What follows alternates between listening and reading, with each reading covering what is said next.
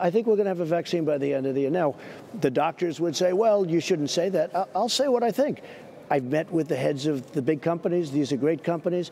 Yeah, I think we're going to have a vaccine much sooner rather than later. So one of the headlines from last night, President Trump predicting a vaccine by the end of this year. Meanwhile, the CEO of a company behind the possible treatment, Remdesivir, telling CBS News that drug starts arriving in hospitals this week.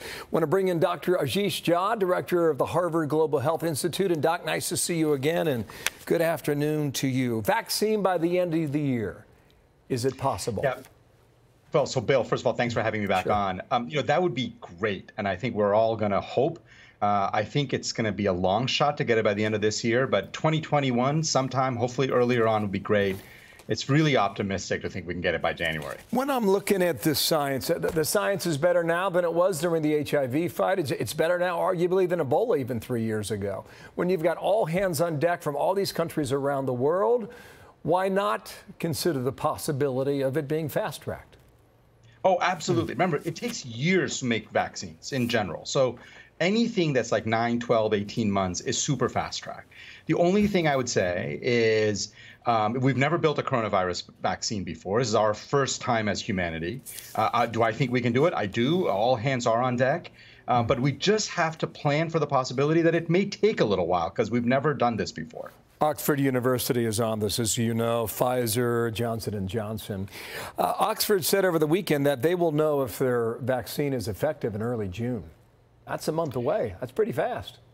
It is. They're getting into phase 2 trials. I don't mean to be the downer on this. Like, I'm the enthusiast.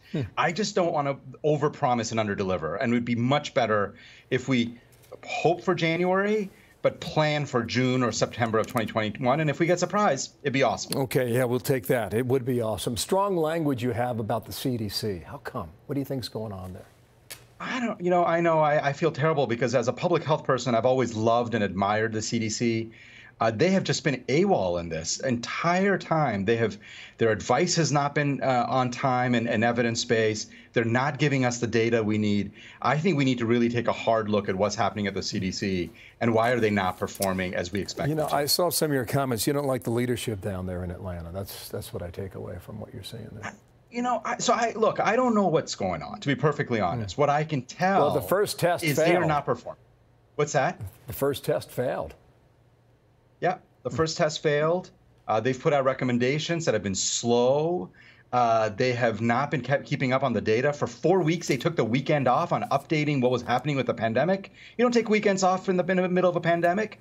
So there have been a lot of issues, and I don't understand what's going on, but we got to get to the bottom of it. So we will see on that. In the meantime, there's this report out of South Korea suggesting you cannot get it for a second time. Have you seen that study, and what do you think? Yeah, look, this is heading in the right direction. We have wanted to be sure that once you're infected and get better, we would love to make sure that you're immune and you can't get reinfected. We've had a few instances of people testing positive again. More and more the evidence is coming back. Those people are not reinfected. Maybe we're just picking up a fragment of the virus, and that hopefully you really do get immunity after you've been infected and clear that infection. Let me try and just squeeze one more question in here back here in the U.S. What is your feeling about the reopening as these economies and these governors try and engage these decisions, Doctor? Yeah, we all want to reopen. I get the feeling, and I totally am sympathetic.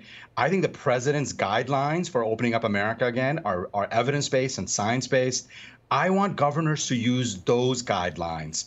And if they meet the guidelines, I think they should open. But not all the governors do, not all the states do, and some of them are going against the president's guidelines, and that makes me really nervous. Doctor, good luck to you, okay? And I hope you come back in a matter of days, of a week, or maybe even sooner. Thanks so much. Dr. Jha, thank you. Nice to see you again.